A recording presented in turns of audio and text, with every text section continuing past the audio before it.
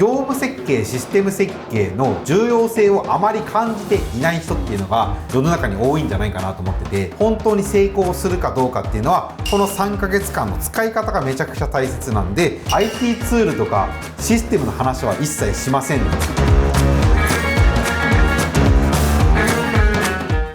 こんにちは。システム組み立てチャンネルの大滝と三角と奥島です。初めての組み合わせですね。本当に今日シンボリ君がね、欠席なんでね、この3人でお届けしていきたいと思います。よろしくお願いします。お願いします。タイトルは、なぜ3ヶ月後に使い始めたシステムは定着せず失敗するのか、業務設計、システム設計を飛ばす企業が必ずハマる落とし穴ということで、私の方がティーチングみたいな形でバーっと講義をしていくような形で届けたいなと思ってます。適宜ここの部分ってどうですかとかっていうのをユーザー目線でお話をしてもらいたいなっていうふうに思っております。この動画を届けたい方々なんですけど、まず業務設計、システム設計の重要性をあまり感じていない人っていうのが世の中に多いんじゃないかなと思ってて、そういった人たちに対して、なんでフライクってこういう風な時間をかけて業務設計、システム設計するのかなみたいな人の疑問を持ってる人に対してお届けしていきたいなっていう風に思っております。そしてですね、この動画を見てくださった方に実はプレゼントがありまして、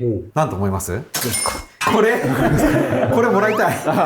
頑張ってホワイトペーパー作ったんでね。で、ホワイトペーパー無料なんですけど、実は我々フライクがやってる業務設計、システム設計のプロジェクトのサンプル成果物っていうのを Excel で用意をしてるんですよ。なので、その業務設計の資料とかシステム設計の資料っていうのを無料でダウンロードすることができますので、今日お話をするこのホワイトペーパーと、もう一つですね、Excel のものもダウンロードすることができますので、最後までぜひご覧ください。では、早速本編に入っていきたいと思います。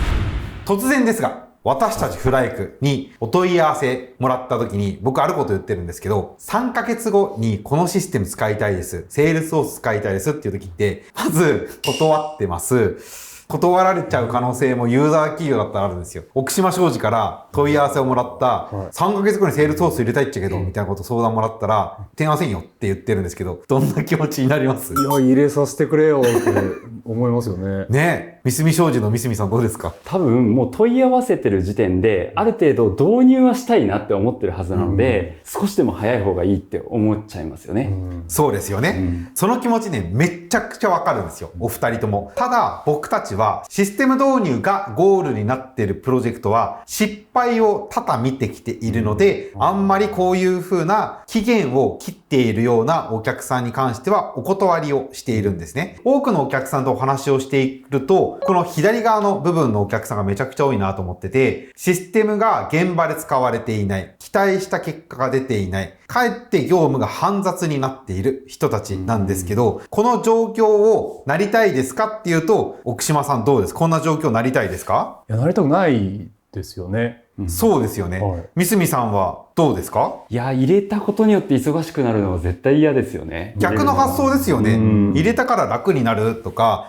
期待した効果が出るみたいなことになるんですけど、ほとんどの企業さんはこういう風な状況になってるんですね。それはツールやシステムの機能に意識が向いてしまって、自分たちが楽になるっていう視点が意外と欠けていることが多いんです。なので、私たちフライクではシステムは部分最適ではなく、組織全体最適化のために導入したいって思いがあるので、3ヶ月後にシステムを導入したいお客さんが本当に成功するかどうかっていうのは、この3ヶ月間の使い方がめちゃくちゃ大切なんで、もう3ヶ月後にシステムを導入したいっていう風な、この短期間でのゴールを目指してる人はお断りしてるっていうのがちょっと結論にはなります。ただね、ここだけ結論をお伝えしても納得できているところとか、ちょっとまだわからんなみたいなところがあるので、今日はそういう風な内容をお話をしていこうと思います。今日のアジェンダ、こちらですね。3ヶ月後にシステムを使い始めたいは失敗の合図。2つ目は、フライクの業務設計、システム設計はシステム導入のためではなかった。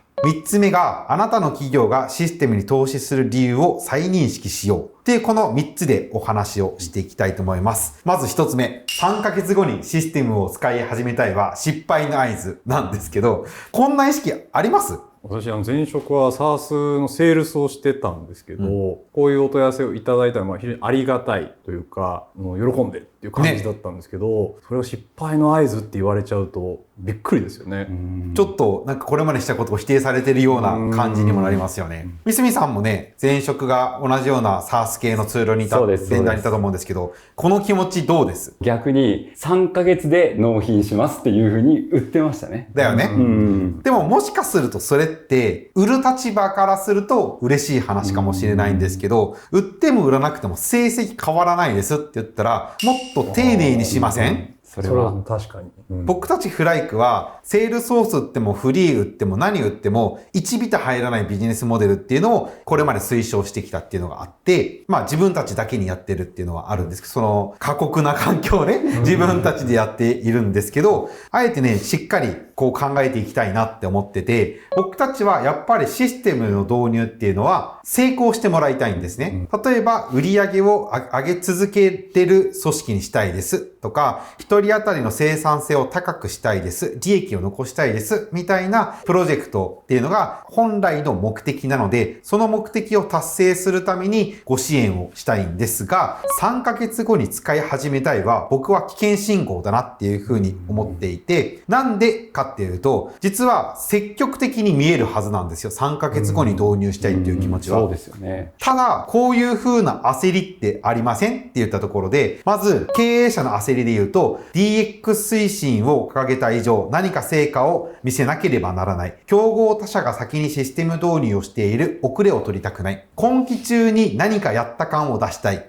例えば、新しく取締役になったタイミングとか、新しい部長に就いた時って、何かしないと何かしないとっていう焦りが出てる可能性もなきにしもあらずじゃないかなって思ってます。次に現場の焦りなんですけど、今の業務がもう限界ですと。一刻も早く楽になりたい。システムさえ導入すれば、この煩雑な作業から解放されるはず。なので、とにかく何でもいいから早く改善してほしい。っていう不平不満ですね。じゃあシステム部門の焦りとしては、経営から現場からも早く入れろって言われてる。予算も限られており、早く済ませたい。今期中に残り300万使い切らないと、来年度の予算減らされる可能性もある。みたいなね。要件がまとまっていないけど、とりあえず動かないといけないって思っているような焦りなんですけど、じゃあこの3つの焦り、3ヶ月後から始めたいは、前向きで積極的に見えるものの、この3つの焦りっていうのを紹介させてもらいましたが、どうですかこの焦り。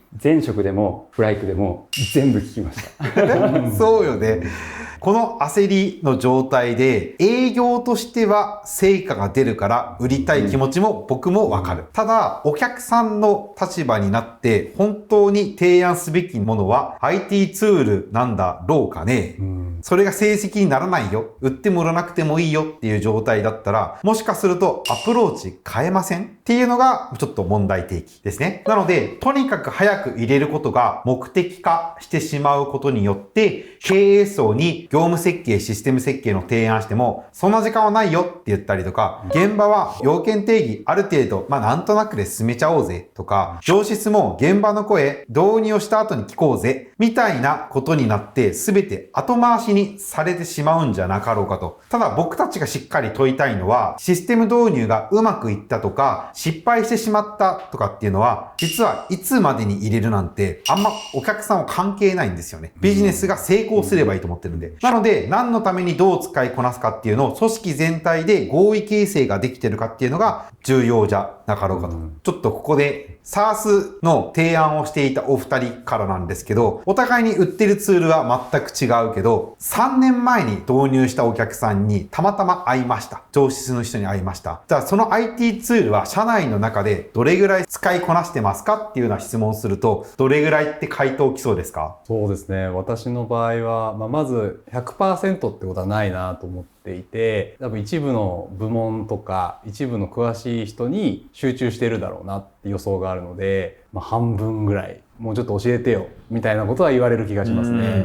三角さんはどうですか？いや、結構近くて、使ってはいただけてる可能性は非常に高いんですよ。ただ、それが全てお客様の業務にフィットした形で使いこなされてるかっていうと、そこに関しては 50% ぐらいかもしれないなっていう気はしますね。そうですよね。三角さんすごくいいこと言ってるなと思ってて、IT ツールに課金してるが使うであれば、もう一つその先にある奥行きのある話で言うと、使いこなせていますかっていうと、営業目線だったら 50% だと思うんですよ。でも、ユーザー側からすると低くなるんじゃなかろうかと思ってて、30% ぐらいじゃないかなと思ってて、じゃあその結果、使える人と使えない人の二極化が進んで、逆に組織全体の混乱を招くんじゃないかなと思ってて、じゃあ一部の社員はちゃんとシステム使ってるけど、他の社員は Excel とかメールで業務をやり続けてたりとか、システムに入力されたデータがこの人は入れてるけど、この人は入れていないみたいな状況になると、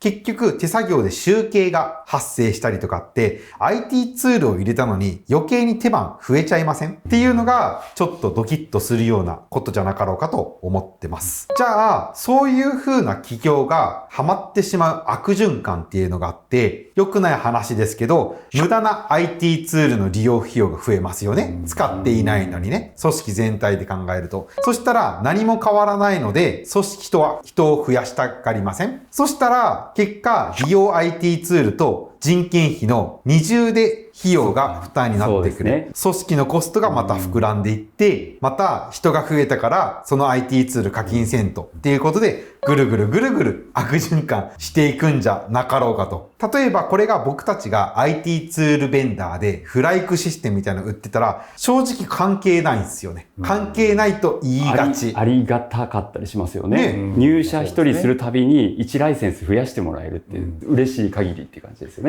利用 IT ツールが費用が増えるのって IT ベンダーはいいけどさ、ちょっとどうなんだろうねっていうのがちょっと問題提起。つまりシステムを入れるときっていうのはただ業務を支援するツールの一つに過ぎないから、重要なのはどの業務プロセスを構築してどれを組織全体で運用するかっていうところの事前準備が必要なんですよね。なので冒頭でもお伝えしたように、僕たちフライクでは3ヶ月後に使い始めたいシステムは定着せずに失敗するから業務設計とシステム設計をしましょうって言ったことをしっかり提案をさせてもらってます。じゃあここからは少し話が変わって、フライクの業務設計、システム設計はシステム導入のためではなかったってお話をしていこうかなと思ってて、フライクは3ヶ月後に使い始めたいシステムは定着せずに失敗しますと。なので業務設計、システム設計をちゃんとしましょうってお話をしてるんですが、お二人は業務設計をメインでしてもらってますけど、なぜ3ヶ月後に使い始めたいシステムは定着せず失敗するのかっていうのをしっかりお話をした上で、その状態で理解したと。業務設計、システム設計が大切だよねっていうお客さんに業務設計を提案してくれて、プロジェクトを納品をしてもらっているのがお二人の役割なんですけど、ここまで聞いてみて、改めてフライクの業務設計のやりやすさとか、もしそれを理解していないお客さんが来た時ってどういう対応しますかっていう質問ですね。理解してないお客様に対して業務設計をするっていうのは結構辛いだろうなっていうふうに思ってて、むしろそのas isなんてどうでもいいからもうシステムに合わせるよみたいなことを言われて、本当に大事な現場の課題とかを拾いきれなかったら結局納品した後に手戻りだったりそういうのがいっぱい出てくるだろうなっていうイメージはしますね。そうですよね。奥島さんは、例えば業務設計をするときに、お客さんが業務設計したくないと思ってた。ただ、ゴリ押しでフライクが業務設計を受注してたお客さんが、奥島さんのお客さんでしたって言うと、どういうやりづらさが発生しそうですか？まず業務設計をするにあたって、我々の意思だけでは絶対に無理で、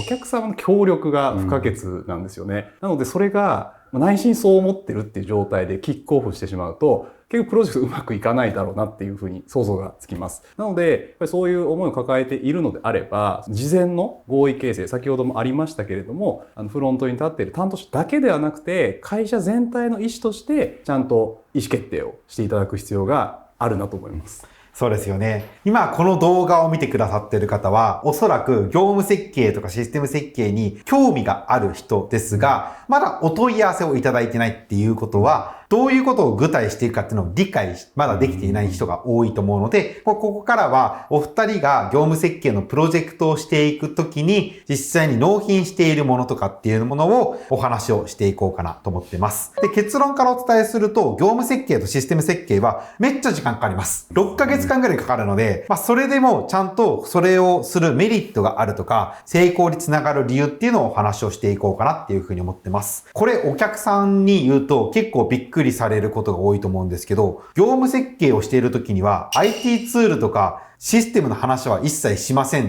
てキックオフの時に言うじゃないですか。結構反応驚きませんお客さん。なんかみたいな。なんかもっと IT ツールの話をすると思ってたって言うと思いますけど、なんかそういう時どういう風な反応でお返ししてるんですか？一旦システムの話は横に置いておいてっていう話から切り出すので、おお、そうなんですねっていう形になることが多いですね。例えばそういった人が、なんで IT ツールの話をしないんですかって聞くと、なんで答えてるんですか？まず、その業務が IT 化するべき価値があるのかどうかっていうのをしっかり確認しないといけないですよね。価値ね。確かに確かに。付加価値を生んでない業務を効率化しても、結局そこって何も付加価値を生んでないっていうことになっちゃうので、まずは既存の業務を整理しようというところからご説明しますね。そうですよね。例えばなんか年に1回しか業務発生しないイレギュラーケースなのに、そこに IT ツールに200万300万の投資でもったいないけど、お客様はめっちゃ忙しいからそこを注力しがちだけどみたいなニュアンスですよね。実際にフライクが聞くことはこの4つで、今どんなビジネスをしているのか、そのビジネスの売上や利益がどれくらいあるのか、どんな業務の流れでどこに課題があるのか、4つ目がそれが解決するとどんな効果が生まれるのかっていったことを4つ聞いているんですよね。ただこれって他社さん僕聞いていないと思ってて、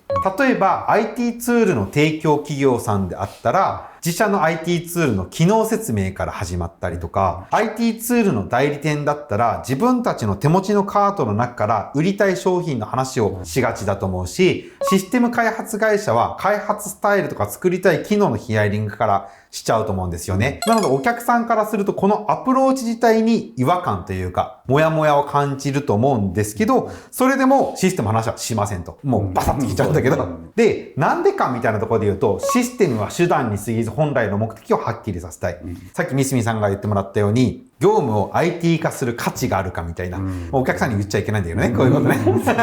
なので、本来の目的をはっきりさせたいっていうのがあって、じゃあ、システム屋は世の中にたくさんいるけど、システムの戦略の相談ができる存在っていうのは、めちゃくちゃ希少価値が高いなと思ってる。で、3つ目は、フライクの強みを単独でできる企業っていうのはないので、複数領域をカバーすることがフライクができるから、あえて聞かないっていうことなんですよね。じゃあ、一つ一つ深掘りをしていきたいなっていうふうに思ってて、まず、なぜフライクはシステムの話をしないか。まず、本当に解決すべき経営課題は何かっていう問いなんですけど、お客さんに本当に解決すべき経営課題って何ですかっていう質問します？いや、このまま聞きはしないと思います。ね、やっぱそうですよね。出てこないと思いますし、相対してる方が経営者の方とかであれば、常にそれを自問自答されてると思うので、出てくると思うんですが、担当者の方だったら、日々向き合ってる業務課題のことになるかなと思います。三角さんが三角社長でしたと。もう新人の奥島くんが。社長なんですね。社長。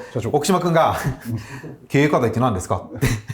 聞かれたら、なんて答えます？社長、経営課題って何ですか？なんで言わないかんの？すいませんでした。そうよね。でもね、面白いことに、その先ほどお伝えした、この3つ、IT ツールの提供企業、IT ツールの代理店、システム開発会社って、こういう土足な質問多くない？いや、わかります。例えば、何か物を売るときって、お宅の課題って何ですかって聞きがちなんですけど、めちゃくちゃ失礼なんですよね。なので僕たちは業務設計をしているときに、こそっと課題を聞いてて、それが経営課題じゃないんですかみたいなところを聞いていくようなスタイルをとってます。で、続いてシステム戦略の相談ができる存在は希少価値が高いっていうところなんですけど、まず世の中には優れたシステムを提供している企業さんとか、システム開発業者っていうのはたくさんあると思うんですけど、その経営視点での業務課題をしっかり整理をして、システム導入後の組織変革まで伴走できるパートナー、つまりシステム戦略、組織戦略みたいな企業さんは少ないのかなっていうふうに思ってて、できないから聞かない。っていうところもあるんじゃなかろうかと思ってます。で、最後になんですけど、左側の図を見てもらいたくて、フライクの立ち位置っていうと、実はコンサルファームでも SaaS 企業でも SIR でも代理店でもないんですよね。これをバラバラに依頼するとすごく大変だなと思ってて、左側のコンサルファームに依頼した結果、このツールとこのツールがいいよって言われてから自分たちでもう一回 SaaS の企業さんに相談をしますと。そしたら、提案をしてくれました。お値引きこれぐらいです。って言ったら、逆に SIR さん紹介されて、ここのインプリパートナーに依頼しますって言ったら、同じことを3回言わなくちゃいけないんですよね。コンサルファーム、SaaS の企業、SIR。すごくめんどくさいなと思ってて。それがフライクだったら、この一気通貫でできるから、本当に使われるシステムをしっかり構築していくっていうことができます。これがフライクが、システムの話をあえてしないっていうのはこういった理由なんですよね。じゃあ、こっからは業務設計プロジェクトの話をたくさんしていこうかなと思ってるんですけど、喋りすぎてます。なので、今日の前編の動画はここまでで、後編からはしっかり業務設計プロジェクトの内容をお伝えをしていこうと思ってます。じゃあ、業務設計プロジェクトの詳細を気になる方は、ぜひ後編からもご視聴ください。バイバイ。